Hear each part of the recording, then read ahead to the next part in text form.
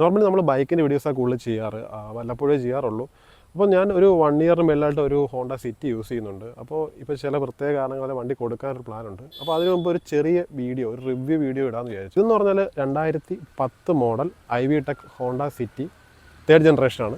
ഏകദേശം 1,26,000 കിലോമീറ്റർ ഓടിയ വണ്ടിയാണ്. അപ്പോൾ ഞാനിത് എടുക്കുമ്പോൾ വണ്ടി നല്ല കണ്ടീഷനിലായിരുന്നു. ഓക്കെ, അപ്പോൾ ആദ്യമേ ഈ വീഡിയോയുടെ പ്രസക്തി എന്താണെന്ന് പറയാം, ഈ വീഡിയോ ആരൊക്കെ കാണണമെന്ന്. അതായത് നിങ്ങൾ ഒരു ചെറിയ ഒരു വണ്ടിയിൽ നിന്ന്, അതായത് ഏതെങ്കിലും ഒരു ഹാച്ച് ബാക്കോ ഏതെങ്കിലും ഒരു ചെറിയ വണ്ടിയിൽ നിന്ന് നിങ്ങളൊരു കുറച്ച് വലിയ വണ്ടിയിലേക്ക് അപ്ഗ്രേഡ് ചെയ്യാൻ നോക്കുന്നു, അല്ലെങ്കിൽ നിങ്ങളുടെ ബഡ്ജറ്റ് ഒരു 2.5 ലക്ഷത്തിൻ്റെ 3 ലക്ഷത്തിൻ്റെ ഇടയ്ക്കാണെങ്കിൽ നിങ്ങൾക്ക് വീഡിയോ യൂസ്ഫുൾ ആയിരിക്കും. പിന്നെ നിങ്ങൾ ആദ്യമായിട്ട് ഒരു വണ്ടി എടുക്കാനൊരു പ്ലാനുള്ള ആളാണെങ്കിലും, അതായത് ഒരു 4 ലക്ഷം 5 ലക്ഷത്തിന് ഇടയ്ക്ക് ഒരു പുതിയ വണ്ടി, അല്ലെങ്കിൽ ഒരു മാക്സിമം 7 ലക്ഷത്തിനുള്ളിൽ വരെ ഒരു പുതിയ വണ്ടി എടുക്കാൻ നിൽക്കുന്ന ആളാണെങ്കിൽ നിങ്ങൾക്ക് ഈ ഒരു വീഡിയോ കണ്ടാൽ കുറച്ചൊരു ഐഡിയ കിട്ടും എങ്ങനത്തെ വണ്ടി ചൂസ് ചെയ്യുന്നതിൻ്റെ കാര്യവും, അല്ലെങ്കിൽ നിങ്ങൾ എന്തുകൊണ്ട് പഴയ വണ്ടികൾ കൺസിഡർ ചെയ്യണം എന്നുള്ള കാര്യത്തോടെ ഒരു ഐഡിയ കിട്ടും. അപ്പോൾ ആദ്യം നമുക്ക് ബഡ്ജറ്റിൽ നിന്ന് തുടങ്ങാം.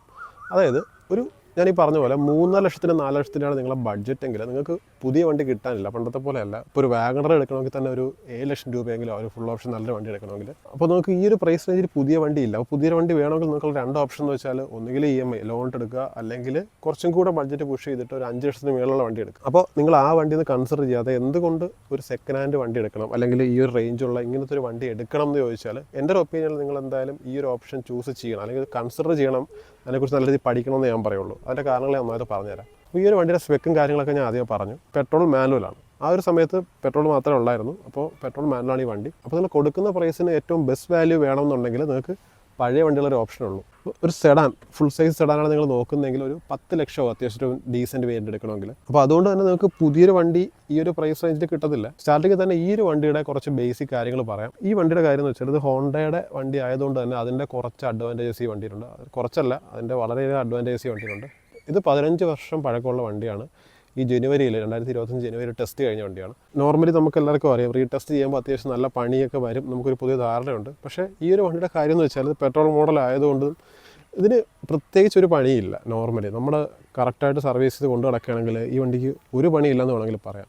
ഇപ്പോൾ എൻജിൻ റിലേറ്റഡായിട്ടോ അല്ലെങ്കിൽ വേറെ എന്തെങ്കിലും റസ്റ്റിൻ്റെ ഇഷ്യൂ അങ്ങനെ ഒരു പണി നോർമലി വരാത്തൊരു വണ്ടിയാണ് സിറ്റി. പിന്നെ സ്വാഭാവികമായിട്ട് വണ്ടി റണ്ണിങ് സംഭവിക്കുന്ന തേയ്മാനങ്ങളും അങ്ങനെ രീതിയിൽ സസ്പെൻഷൻ ചേഞ്ച് അങ്ങനെയൊക്കെ വരാറേ ഉള്ളൂ. ഇപ്പോൾ ഈ വണ്ടിയിൽ വന്ന റീപ്ലേസ്മെൻറ്റ്സ് പറയാം. ഇപ്പോൾ ഞാൻ ടെസ്റ്റ് സമയത്ത് ചെയ്ത കുറച്ച് റീപ്ലേസ്മെൻറ്റും അതിന് മുമ്പത്തെയും പറയാം. സസ്പെൻഷൻ ചേഞ്ച് ചെയ്തിട്ടുണ്ടായിരുന്നു. സസ്പെൻഷൻ കാലപ്പഴക്കം കൊണ്ട് അതിൽ നിന്ന് സൗണ്ടും അതുപോലെ തന്നെ പ്രശ്നങ്ങൾ വന്ന സമയത്ത് ചേഞ്ച് ചെയ്തിട്ടുണ്ടായിരുന്നു. അല്ലാതെ മേജറായിട്ട് ഒരു ഇഷ്യൂ വന്നിട്ടില്ല. അപ്പോൾ ഇതിൽ നോർമലി വരുന്ന അങ്ങനെ ചെറിയ ചെറിയ കംപ്ലയിൻറ്റ്സ് മാത്രമേ ഉള്ളൂ, അല്ലാതെ എടുത്തു പറയാനുള്ള കംപ്ലയിൻറ്റ്സ് ഇല്ല. പിന്നെ ഒരു കാര്യം എന്ന് വെച്ചാൽ ഇതിൻ്റെ പാർട്സിൻ്റെ കോസ്റ്റ്, അതായത് നമ്മളിപ്പോൾ മാരുതി സുസുക്കിയെ കമ്പയർ ചെയ്യുകയാണെങ്കിൽ കുറച്ച് കൂടുതലായിരിക്കും. പക്ഷേ ആ ഒരു കംപ്ലയിൻറ്റ് വരാനുള്ള ഇൻ്റർവൽ വളരെ വലുതാണെന്ന് വെച്ചാൽ പെട്ടെന്നൊന്നും കംപ്ലയിൻറ്റ് വരത്തുമില്ല നോർമൽ നല്ല രീതിയിൽ യൂസ് ചെയ്യുകയാണെങ്കിൽ.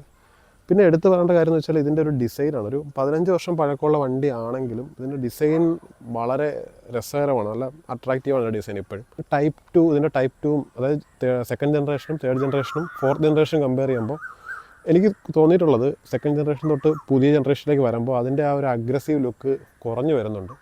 യഥാർത്ഥത്തിൽ ഈ ഒരു ഡിസൈൻ എനിക്ക് ഭയങ്കര ഇഷ്ടമാണ്. ഇതിൻ്റെ ഫ്രണ്ടിൽ നിന്നുള്ള ആ ഗ്രില്ലും മൊത്തത്തിലുള്ള ഓവറോൾ ഡിസൈനും വണ്ടിയുടെ ഫുൾ പാക്കേജ് എന്ന രീതിയിൽ ഒന്നും പ്രപ്പോർഷൻ ഭയങ്കര എന്താ പറയുന്നത് പെർഫെക്റ്റ് ആയിട്ട് ചെയ്തേക്കുന്ന ഒരു ഡിസൈനാണ് ഈ വണ്ടിയുടേത്. ഇതിൻ്റെ ടെയിൽ ലാമ്പ് ആണെങ്കിലും നമ്മുടെ ഹെഡ് ലാമ്പ്, ഗ്രില്ലാണ് എനിക്ക് ഏറ്റവും ഇഷ്ടപ്പെട്ടത്. നമ്മളൊക്കെ കൊച്ചായിരുന്നപ്പോൾ ടി വിയിൽ കാണുന്ന ഒരു ഡിസൈൻ ഉണ്ട്, അതായത് ടൈപ്പ് 2 2nd ജനറേഷൻ്റെ ഡിസൈനായിരുന്നു നമുക്ക് കൂടുതൽ കണ്ടുവരുന്നത്. അന്ന് ST ഒക്കെ ഇറങ്ങിയ സമയത്ത് ഹോണ്ട സിറ്റിയും ഏകദേശം ആ ഒരു ഡിസൈൻ ലാംഗ്വേജ് ആയിരുന്നു. അപ്പോൾ അതിൽ നിന്ന് വ്യത്യസ്തമായിട്ട് ഞാൻ സ്കൂളിൽ പഠിക്കുന്ന സമയത്താണ് ഈ ഒരു വേരിയൻ്റ് ഇറങ്ങുന്നത്. അതായത് ഈ ഒരു V ഷേപ്പ് ഇത്രയും ഇൻറ്റഗ്രേറ്റഡ് ആയിട്ട്, ഈ ഹെഡ് ലാമ്പും ഗ്രില്ലും കൂടെ ഇത്രയും ഭംഗിയായിട്ട് ഇൻറ്റഗ്രേറ്റ് ആയിട്ട് വരുന്ന ഡിസൈൻ എനിക്ക് തോന്നുന്നു ആദ്യത്തെ ഇതാണെന്ന് തോന്നുന്നു. കാര്യം ഭയങ്കര സ്ട്രൈക്കിംഗ് ആയിരുന്നു ആ ഒരു സമയത്ത്. അപ്പോൾ അതുകൊണ്ട് എനിക്ക് ഈ വണ്ടി പണ്ട് പോലെ ഭയങ്കര ഒരു ഇഷ്ടമായിരുന്നു ഈ ഒരു ഡിസൈൻ. അപ്പോൾ അന്ന് പോലെ എടുക്കണമെന്ന് ആഗ്രഹം ഉണ്ടായിരുന്നു. പക്ഷേ നമ്മൾ വളർന്ന് വലുതായി വന്ന സമയത്ത് ഈ വണ്ടിയൊക്കെ ഡിസ്കണ്ടിന്യൂ ആയി, അല്ലെങ്കിൽ പുതിയ മോഡൽ വന്നു. പക്ഷേ പുതിയ മോഡലിൻ്റെ പ്രശ്നം എന്ന് വെച്ചാൽ എല്ലാ കമ്പനീസും ഇപ്പോൾ ചെയ്യുന്നൊരു പ്രശ്നം, എനിക്ക് പൊതുവെ ഇഷ്ടപ്പെടാത്തൊരു ട്രെൻഡെന്ന് വെച്ചാൽ ഒരു വണ്ടിയുടെ മോഡൽ, അതായത് ഇപ്പം ടാറ്റ ചെയ്യുന്ന, ഇപ്പോൾ പഞ്ച് ഹാരിയറിലൊക്കെ ചെയ്യുന്ന പോലെ, അല്ലെങ്കിൽ മാരുതി ചെയ്യുന്ന പോലെ ഹോണ്ടയും ചെയ്യുന്നുണ്ട്. അതായത് എന്തെങ്കിലും ഒരു ട്രേഡ് മാർക്ക് എന്ന രീതിയിൽ അവർ യുണീക്കായിട്ട് എല്ലാ മോഡലും കൊണ്ടുവരാൻ ശ്രമിക്കുന്നുണ്ട്. അതായത് അമേസിൻ്റെ ആ ഒരു ഗ്രില്ലൊക്കെ ഇപ്പോൾ ഹോണ്ട സിറ്റിയിൽ വന്നിട്ടുണ്ട്. അപ്പോൾ അത് എനിക്ക് പേഴ്സണലി അത് ഇഷ്ടപ്പെട്ടിട്ടില്ല. ഓക്കെ, ഇപ്പോൾ മെയിൻ്റനൻസും ലുക്കിൻ്റെയും കാര്യം പ്രത്യേകിച്ച് എനിക്ക് ഭയങ്കര പോസിറ്റീവായിട്ടാണ് തോന്നിയത്. പിന്നുള്ളത് പെർഫോമൻസ് ഓടിക്കുമ്പോൾ പറയാം. എന്നാലും ഈ ഒരു വണ്ടിയുടെ പെർഫോമൻസ് എന്ന് വെച്ചാൽ ഇത്രയും പഴക്കം ഉണ്ടെങ്കിൽ പോലും വണ്ടിയുടെ പെർഫോമൻസിന് ഒരു കുറവുമില്ല. നമ്മളെ പുതിയൊരു സിറ്റി ഓടിക്കുമ്പോൾ ഉള്ള നമുക്ക് എന്താ പറയുന്നത്, ഇത് കുറച്ചുകൂടെ റോ ആയിട്ട് നമുക്ക് തോന്നും പഴയ വണ്ടി ആയതുകൊണ്ട്. പെർഫോമൻസ് ഒരു 15 വർഷം കഴിഞ്ഞ വണ്ടിയാണെങ്കിൽ പോലും ഇതിൻ്റെ പെർഫോമൻസിന് അങ്ങനെ ഒരു പ്രശ്നങ്ങളൊന്നും വരാറില്ല. അപ്പോൾ ടൈപ്പ് 2 ഓടിച്ചാൽ നമുക്ക് അറിയാൻ പറ്റും. പിന്നെ ഈ വണ്ടി ട്യൂൺ ചെയ്യാൻ പറ്റും, നല്ല രീതിയിൽ മോഡ് ചെയ്യാൻ പറ്റും, അങ്ങനെ ഒരു അഡ്വാൻറ്റേജ് ഉണ്ട്. പിന്നെ ഇത് മോഡിഫൈ ചെയ്യാനും ഭയങ്കര ഒരുപാട് സ്കോപ്പുള്ള വണ്ടിയാണ്. പിന്നെ ടെർബോ അങ്ങനത്തെ പ്രശ്നങ്ങളൊന്നും ഇല്ലാത്തതുകൊണ്ട് നാച്ചുറലി ആസ്പിറേറ്റഡ് എഞ്ചിനാണ്, അതുകൊണ്ട് നമുക്ക് മെയിൻ്റനൻസും പൊതുവേ കുറവായിരിക്കും. പിന്നെ ഉള്ളത് ഇതിൻ്റെ ക്വാളിറ്റി എന്ന് പറഞ്ഞാൽ ഒരു ഒന്നും പറയാനില്ലാത്ത ക്വാളിറ്റിയാണ്. ഇപ്പോൾ ഏത് പാർട്ട് എടുത്താലും അങ്ങനെ പെട്ടെന്ന് നശിച്ചു പോകുന്ന പാർട്ടൊന്നും അല്ല ഈ വണ്ടിയുടേത്. എല്ലാ പാർട്ടും അത്യാവശ്യം നല്ല ക്വാളിറ്റിയാണ്. ഇതിൻ്റെ ബോഡി ക്വാളിറ്റി ആണെങ്കിലും അല്ലെങ്കിൽ പ്ലാസ്റ്റിക് ക്വാളിറ്റി ആണെങ്കിലും അകത്ത് കാണിച്ചു തരാം. അത്യാവശ്യം നല്ല ക്വാളിറ്റി ഉണ്ട് വണ്ടിക്ക്. ഇങ്ങനെ പറയാൻ കാരണം എൻ്റെ ഫാമിലി യൂസ് ചെയ്യുന്നത് ഒരു ബലേനോ ആണ്. അപ്പോൾ അതും ഇതും കൂടെ കമ്പയർ ചെയ്യുമ്പോൾ ഇത്രയും വർഷം പഴക്കമുണ്ടായിട്ടും ഇതിന് നല്ല എന്താ പറയുന്നത്, നല്ല ലാസ്റ്റ് ചെയ്യുന്ന വണ്ടിയാണ്. ബലേനോ മോശമാണെന്നല്ല, അതിനെ വെച്ച് കമ്പയർ ചെയ്യുമ്പോൾ ഇത് നല്ല വ്യത്യാസമുള്ള വണ്ടിയാണ്. പിന്നെ ഇതിൻ്റെ എടുത്തു പറയേണ്ട പ്ലസ് പോയിൻ്റായിട്ട് എനിക്ക് തോന്നിയത് ഇതിൻ്റെ കംഫർട്ടാണ്. പിന്നെ ഈ വണ്ടിക്ക് ഒരു പ്രശ്നം വെച്ചാൽ പൊതുവേ ഇതിന് ഹൈറ്റ് കുറവാണ്. വണ്ടി സെഡാൻ ആയതുകൊണ്ട് തന്നെ വണ്ടിക്ക് ഹൈറ്റ് കുറവാണ്. അപ്പോൾ ഇത് കയറാനൊക്കെ ഈ ഹാച്ച് ബാക്കും SUV വെച്ച് നോക്കുമ്പോൾ കുറച്ച് വ്യത്യാസമുണ്ട്. പിന്നെ ഇഷ്ടംപോലെ സ്പേസ് ഉണ്ട്, വേറെ പ്രശ്നങ്ങളൊന്നുമില്ല. എൻ്റെ ബോഡി ഹൈറ്റ് എന്ന് വെച്ചാൽ 171 സെൻറ്റിമീറ്ററാണ്. അപ്പോൾ അത്യാവശ്യം ഡീസൻ്റ് ആയിട്ടുള്ള സ്പേസ് ഉണ്ട്, നല്ല കംഫർട്ടബിളാണ്. അതിൻ്റെ പ്രത്യേകതയാണ് നല്ല ലീൻ ആംഗിൾ, നമുക്ക് ഇരിക്കുന്ന ആംഗിൾ നല്ല പക്ക കറക്റ്റാണ്. ഒരു രീതിയിലുള്ള പ്രശ്നങ്ങളും വരത്തില്ല, അതായത് ക്ഷീണമോ അങ്ങനെ കാര്യങ്ങളൊന്നും വരുന്നില്ല. എത്ര ലോങ് പോയാലും ആവശ്യത്തിൽ ഉള്ള ലെഗ് സ്പേസ് ഉണ്ട്.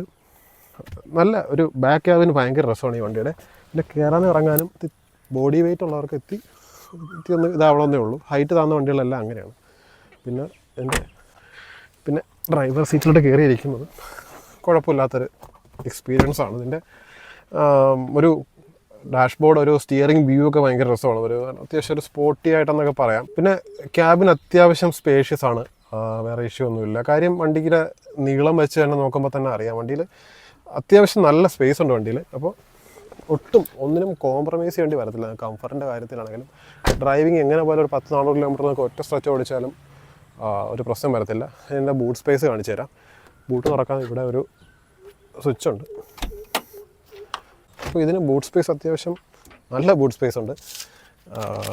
പണ്ട് അവർ ഒരു കോംപ്രമൈസും കാണിക്കാതെ ചെയ്തിരുന്ന വണ്ടികളുള്ള എന്ന് വെച്ചാൽ ആ ഇറക്കിയിരുന്ന സമയത്തെ വണ്ടി ആയതുകൊണ്ട് തന്നെ ഒന്നിനും അവർ ഈ കോസ്റ്റ് കട്ടിങ് വളരെ കുറവാണ് ഈ വണ്ടികളിലൊക്കെ. ഇത് കഴിഞ്ഞ കാര്യം ഈ വണ്ടി ഇറങ്ങിയ സമയത്ത് തന്നെ 10 ലക്ഷം, അന്ന് തന്നെ 10 ലക്ഷം അടുപ്പിച്ച് ഈ വണ്ടിക്ക് വിലയുണ്ട്.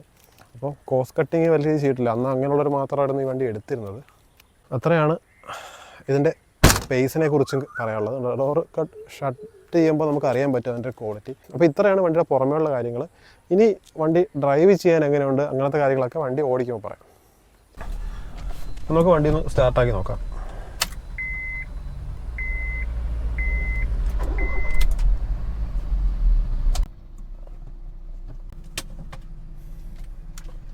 അപ്പോൾ ഞാൻ ആദ്യം പറഞ്ഞ പോലെ വണ്ടി 1,26,000 കിലോമീറ്റർ ടോട്ടൽ ഓടിയിട്ടുണ്ട്. സാധാരണ രീതിയിൽ ഇത്രയും കിലോമീറ്റർ ഓടിയൊരു വണ്ടിക്ക് എൻജിൻ സൈഡിൽ നിന്ന് ആ ഒരു മാന്യമായൊരു സൗണ്ടും അല്ലെങ്കിൽ വൈബ്രേഷനൊക്കെ നമുക്ക് പ്രതീക്ഷിക്കാം. പക്ഷേ ഈ വണ്ടിയുടെ കാര്യം എന്ന് വെച്ചാൽ ഒരു 2-2.5 ലക്ഷം കിലോമീറ്റർ ഓടിയാലും ഈ വണ്ടി ഇതുപോലെ ഓടും. അതാണ് ഇതിൻ്റെ ഒരു എൻജിൻ്റെ ക്വാളിറ്റി.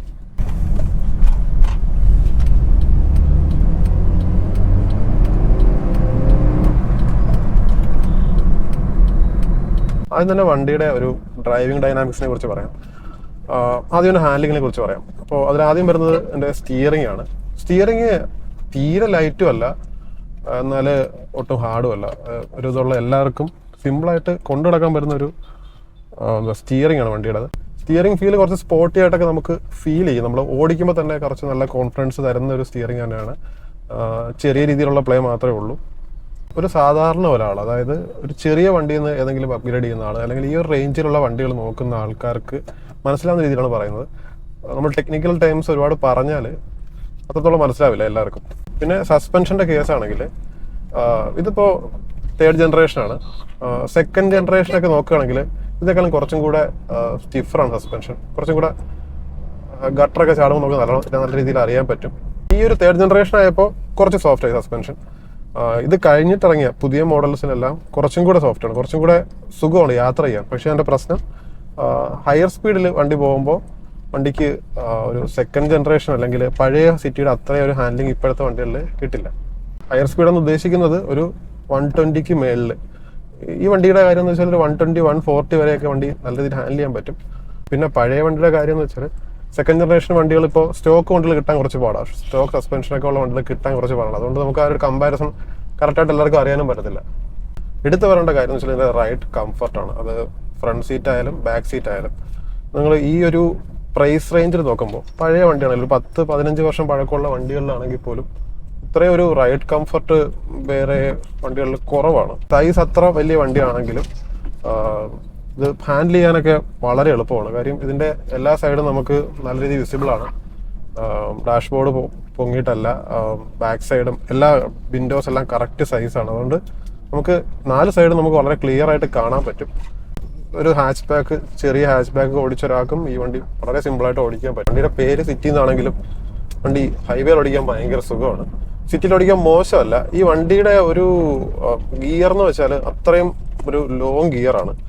അത് എന്ന് വെച്ചാൽ എൻ്റെ പെർഫോമൻസ് ഞാൻ പറഞ്ഞുതരാം. ഒരു ഫസ്റ്റ് ഗിയറിലെ വണ്ടി 50 കിലോമീറ്ററിന് മുകളിൽ കയറും, സെക്കൻഡ് ഗിയറിൽ 100 കയറും, തേർഡ് ഗിയറിൽ 140 എബോവ് കയറും.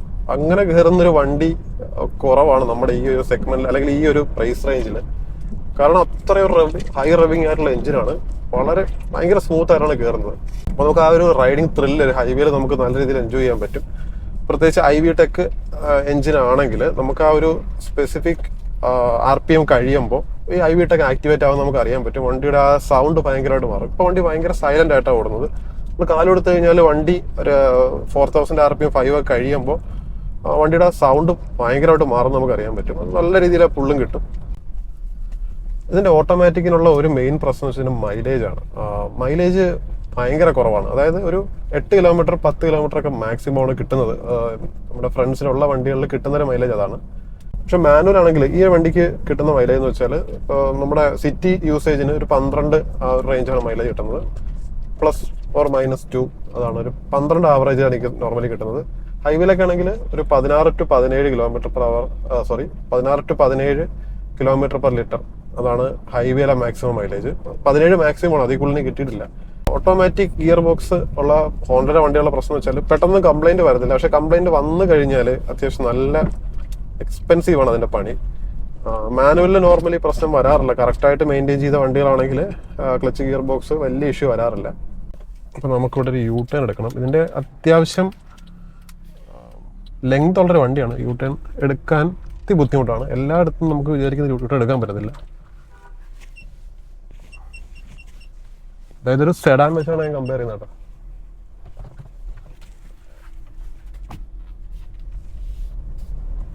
പിന്നെ ഈ വണ്ടി ഓടിക്കുമ്പോൾ ഒരു ഫസ്റ്റ് സെക്കൻഡ് തേർഡ് ഗിയർ വരെയൊക്കെ ഇതിൻ്റെ വീൽ സ്പിൻ കിട്ടും. നമ്മൾ നല്ല രീതിയിൽ കാല് കൊടുത്താണ് പോകുന്നതെങ്കിൽ ഫസ്റ്റ് സെക്കൻഡ് തേർഡ് ഗിയറിലും വീൽ സ്പിൻ വരാൻ ചാൻസ് ഉണ്ട്. അത്യാവശ്യം നല്ല ടോർക്കും പവറും തരുന്നൊരു വണ്ടിയാണ്. പിന്നെ ആൾക്കാർ ഇപ്പോൾ ഈടായിട്ട് കൂടുതൽ നോക്കുന്നത് ഒരു കാര്യമുണ്ട്, സേഫ്റ്റി. ടാറ്റയാണ് ഈ പരിപാടി കൊണ്ടുവന്നത്. മുമ്പത്തെ വണ്ടികളിലും യഥാർത്ഥത്തിൽ, അതായത് നമ്മുടെ ഇന്ത്യയിൽ ഇറങ്ങിയിരുന്ന വണ്ടികളിൽ അത്യാവശ്യം സേഫ്റ്റി ഉള്ള വണ്ടികളും ഉണ്ട്. അതെന്ന് വെച്ചാൽ ഈ മാർക്കറ്റിങ്ങിന്റെ ഭാഗമായിട്ട് ആൾക്കാർ വണ്ടി എടുപ്പിക്കാൻ ഇനിയിപ്പോൾ, അതായത് ഭയങ്കര നഷ്ടത്തിൽ നിന്നിരുന്നൊരു കമ്പനി അല്ലെങ്കിൽ സെയിൽ വോളിയം കുറഞ്ഞു നിന്നൊരു കമ്പനി പെട്ടെന്ന് സെയിൽ കൊണ്ടുവരാൻ സക്സസ്ഫുൾ ആയിട്ട് ചെയ്ത ഒരു സ്ട്രാറ്റജിയാണ് സേഫ്റ്റി എന്ന് പറയുന്നത്. സേഫ്റ്റി എന്ന വാക്ക് ഉപയോഗിക്കുന്നത്, സേഫ്റ്റി അല്ല, സേഫ്റ്റി എന്ന വാക്ക് ഏത് രീതിയിൽ അവർ ഉപയോഗിച്ചു എന്ന് പറയുന്നത്. കാരണം പഴയ വണ്ടികൾ നോക്കുകയാണെങ്കിൽ, ഇപ്പോൾ നമ്മൾ മിത്സുബിഷിയുടെ വണ്ടികൾ നോക്കുകയാണെങ്കിൽ, അല്ലെങ്കിൽ ഫിയറ്റ് നോക്കുകയാണെങ്കിൽ, ഹോണ്ട നോക്കുകയാണെങ്കിൽ എല്ലാത്തിനും നല്ല സേഫ്റ്റി റേറ്റിംഗും അതുപോലെ തന്നെ നല്ല ക്വാളിറ്റി ഉള്ള വണ്ടികളാണ്. അല്ലെ സേഫ്റ്റി ഫീച്ചേഴ്സിന്റെ കാര്യമാണെങ്കിലും വണ്ടിയുടെ ബിൽഡ് ക്വാളിറ്റി കാര്യമാണെങ്കിലും എല്ലാത്തിലും നല്ല രീതിയിൽ തന്നെ ആയിരുന്നു. യഥാർത്ഥത്തിൽ ടാറ്റ അവിടെ ഈ സേഫ്റ്റി എന്ന് പറഞ്ഞൊരു അടി കൊടുത്തത് മാരുതിക്കാണ്. കാരണം മാരുതി ആയിരുന്നു അത്യാവശ്യം കൂട്ടത്തിൽ ഏറ്റവും ലൈറ്റ് വെയിറ്റ് ആയിട്ടുള്ള വണ്ടികൾ ഇറക്കിയിരുന്നത്. നല്ല ഗട്ടറുള്ള റോഡാണ്. സേഫ്റ്റി കാര്യം പറയണമെങ്കിൽ ഇതിലുള്ളത് ABS, എയർ ബാഗ്, അങ്ങനെ എല്ലാ ഫീച്ചേഴ്സും വണ്ടി തന്നെ ഉണ്ട്. പിന്നെ EBD, ESP, ട്രാക്ഷൻ കൺട്രോൾ അങ്ങനത്തെ ഫീച്ചേഴ്സ് ഒന്നുമില്ല. അപ്പോൾ നമുക്ക് അത്യാവശ്യമായിട്ടുള്ള കാര്യങ്ങളൊക്കെ വണ്ടിയിലുണ്ട്. നമ്മുടെ കൊടുക്കുന്ന പ്രൈസ് വെച്ച് നോക്കുമ്പോൾ ഡീസൻ്റ് ആണ്. അത്യാവശ്യം ഏജായിട്ടുള്ള ആൾക്കാർ, ഒരു എക്സിക്യൂട്ടീവ് ലെവലുള്ളവരും ഈ ഒരു വണ്ടി യൂസ് ചെയ്യാറുണ്ട്. അതുപോലെ തന്നെ പിള്ളേരെടുത്ത് മോഡിഫൈ ചെയ്ത് യൂസ് ചെയ്യാറുമുണ്ട്. കാര്യം ഇതിന് ഒരു വാല്യൂ, ഈ വണ്ടി ഇറങ്ങിയപ്പോൾ മുതൽ ഇപ്പോഴും അവർ കീപ്പ് ചെയ്യുന്ന ഒരു വാല്യൂ ഉണ്ട്. അതുകൊണ്ട് തന്നെയാണ് ഈ വണ്ടി ഇപ്പോഴും എക്സിക്യൂട്ടീവ് ലെവലിലുള്ള ആൾക്കാരും അല്ലെങ്കിൽ കുറച്ച് മെച്യൂർ ആയിട്ടുള്ള ആൾക്കാർ ഈ വണ്ടി ഓടിക്കും. അപ്പോൾ ഇതിൻ്റെ ഒരു വെയിറ്റും ഇതൊക്കെ വെച്ചിട്ട് 150 BHP മേളിൽ ട്യൂൺ ചെയ്ത് കഴിഞ്ഞാൽ വണ്ടി നമുക്ക് വിചാരിക്കുന്ന അപ്പുറമായിരിക്കും അതിൻ്റെ പവർ ഡെലിവറി എന്ന് പറയുന്നത്. എല്ലാ ഏജ് ഗ്രൂപ്പുള്ള ആൾക്കാർക്കും കൊണ്ടു നടക്കാൻ പറ്റുന്നൊരു വണ്ടി തന്നെയാണ്. വിസിബിലിറ്റിയുടെ കാര്യം ഇവിടെ എടുത്തു പറയേണ്ട ഒരു കാര്യം എന്ന് വെച്ചാൽ അത് ചെറിയ വണ്ടികളിൽ നിന്ന് അപ്ഗ്രേഡ് ചെയ്ത് വരുന്നവർ ശ്രദ്ധിക്കേണ്ട കാര്യമാണ്. സെഡാൻ എടുക്കുകയാണെങ്കിൽ ഈ വണ്ടി പൊതുവേ ഹൈറ്റ് കുറവാണ് ബാക്കിയുള്ള വണ്ടികളെ അപേക്ഷിച്ച്. അതായത് ഹാഷ് ബാഗിനെ അപേക്ഷിച്ച് പോലും കുറച്ചും കൂടെ ഹൈറ്റ് കുറവ്, താഴ്ന്ന് ഇരിക്കുന്നതൊക്കെ ഫീൽ ചെയ്യും. അപ്പോൾ അതുകൊണ്ട് ഒരുപാട് അഡ്വാൻറ്റേജസ് ഉണ്ട്. വണ്ടിക്ക് നല്ല സ്റ്റെബിലിറ്റി ഉണ്ട്. പക്ഷേ നമുക്ക് ഈ എന്താ പറയുക, വണ്ടിയുടെ ഗ്രൗണ്ട് ക്ലിയറൻസും അവിടെ നമ്മൾ കുറച്ചൊന്ന് കോംപ്രമൈസ് ചെയ്യേണ്ടി വരും. കാര്യം ഈ വണ്ടിക്ക് ഗ്രൗണ്ട് ക്ലിയറൻസ് കുറവാണ്. അപ്പോൾ നമ്മൾ ഫ്രണ്ടൊക്കെ നല്ല രീതിയിൽ നോക്കി ഇറക്കില്ലെങ്കിൽ അതിൻ്റെ അടി തട്ടാനും വേണമെങ്കിൽ ഫ്രണ്ട് ബമ്പറൊക്കെ പൊട്ടിപ്പോകാനും ചാൻസ് ഉണ്ട്. ഇതിൽ ഒരുപാട് പറഞ്ഞിട്ടുണ്ട് അടിഭാഗം ബമ്പറിൻ്റെ കാര്യം. നമുക്ക് എല്ലാ സ്ഥലത്തും നമ്മുടെ കേരളത്തിലെ റോഡ് വെച്ച് നോക്കുമ്പോൾ എല്ലായിടത്തുനിന്നും ടാറൊന്നും കാണത്തില്ല. അപ്പോൾ എങ്ങനെയായാലും അടി വരും. അപ്പോൾ അതൊരു പ്രശ്നമാണ്. പിന്നെ വേറൊരു പ്രശ്നം എന്ന് വെച്ചാൽ നമ്മുടെ എതിരെ വരുന്ന വണ്ടികളുടെ ഫ്ലാഷ് അല്ലെങ്കിൽ ഹെഡ്ലൈറ്റ് കറക്റ്റ് നമ്മുടെ കണ്ണിൽ തന്നെ അടിക്കും, ഹൈറ്റ് കുറവായതുകൊണ്ട്. അതിപ്പോൾ SUVs ഒക്കെ യൂസ് ചെയ്യുന്നവർക്ക് ആ ഒരു പ്രശ്നം ഉണ്ടാവില്ല. പക്ഷേ ഇതിൽ നല്ല രീതിയിൽ അടിക്കും. ഹൈറ്റ് എത്രത്തോളം കുറയുന്നു അത്രത്തോളം നമ്മുടെ കണ്ണിൽ തന്നെ ലൈറ്റ് കണ്ണിൽ തന്നെ കിട്ടും. അപ്പം അതൊരു ഇഷ്യൂ ആയിട്ട് തോന്നാറുണ്ട്.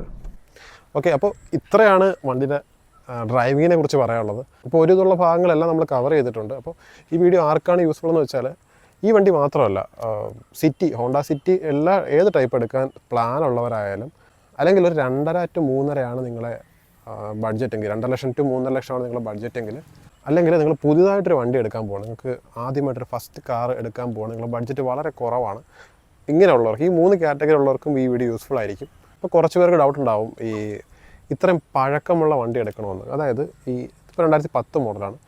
അപ്പം ഈ 15 വർഷം പഴക്കമുള്ള വണ്ടി എടുക്കുന്നതുകൊണ്ടുള്ള പ്രശ്നം എന്താണ്, പ്രത്യേകിച്ച് പെട്രോൾ അല്ലെങ്കിൽ ഡീസൽ വണ്ടികൾ എടുക്കുമ്പോൾ പ്രശ്നം, അങ്ങനെ കുറേ ഡൗട്ടുണ്ട്. അപ്പോൾ അതിൻ്റെ ഒരു വീഡിയോ സെപ്പറേറ്റ് ചെയ്യുന്നുണ്ട്. അപ്പോൾ അതാണ്. അപ്പോൾ ഈ ഒരു വണ്ടി ഞാൻ ചൂസ് ചെയ്യാൻ കാര്യം, എനിക്ക് ആ ഒരു സമയത്ത് ആ ഒരു ബഡ്ജറ്റ് ഉണ്ടായിരുന്നുള്ളൂ, ആ ഒരു വണ്ടി എടുക്കുന്ന സമയത്ത്. അപ്പോൾ ഞാനിപ്പോൾ ഈ വണ്ടി സെല്ല് ചെയ്യാണ്. വണ്ടിയുടെ ഓവറോൾ എക്സ്പീരിയൻസ്, ഇതുവരെയുള്ള എക്സ്പീരിയൻസ് സൂപ്പറാണ്. എനിക്ക് ഭയങ്കര ഇഷ്ടപ്പെട്ടൊരു വണ്ടിയാണ്. കാര്യം ഒന്നും പറയാനില്ലാത്ത കാര്യം എന്ന് വെച്ചാൽ ഇതിൻ്റെ പെർഫോമൻസാണ്. ഇതിൻ്റെ പെർഫോമൻസിനെ ഈ ഒരു വിലയ്ക്ക് ഇതിനെ വെല്ലുന്ന വേറൊരു വണ്ടിയുണ്ട്, അത് ഞാൻ കാണിച്ചു തരാം. ഇതും കൊടുക്കുന്നില്ലേ അവൻ, അത് വല്ലതും പറഞ്ഞു. പക്ഷേ അതുപോലുള്ള വണ്ടികൾക്ക് ഒരു പ്രശ്നം എന്താണെന്ന് വെച്ചാൽ മെയിൻ്റനൻസ് വളരെ കൂടുതലാണ് അതുപോലുള്ള വണ്ടികൾക്ക്. പക്ഷേ പെർഫോമൻസ് സൂപ്പറാണ്. ഓക്കെ, അപ്പോൾ ഇത്രയാണ് വീഡിയോയിൽ പറയാനുള്ളത്. ഒരു ഇതുള്ള കാര്യങ്ങളെല്ലാം കവർ ചെയ്യുമെന്ന് പറഞ്ഞു. കാറിൻ്റെ വീഡിയോസ് അങ്ങനെ ചെയ്യാത്തതാണ്, കുറച്ച് പേർക്കെല്ലാം യൂസ്ഫുൾ ആകും. ഓക്കെ, അപ്പോൾ ഇത്രയേ ഉള്ളൂ ഇന്നത്തെ വീഡിയോ. അപ്പോൾ എന്തെങ്കിലും ഡൗട്ടോ കാര്യങ്ങളോ ഉണ്ടെങ്കിൽ, നിങ്ങൾക്ക് എന്തെങ്കിലും എക്സ്ട്രാ അറിയാനുണ്ടെങ്കിൽ ജസ്റ്റ് കമൻറ്റ് ചെയ്താൽ മതി. അപ്പോൾ നമുക്ക് അടുത്ത വീഡിയോ കാണാം.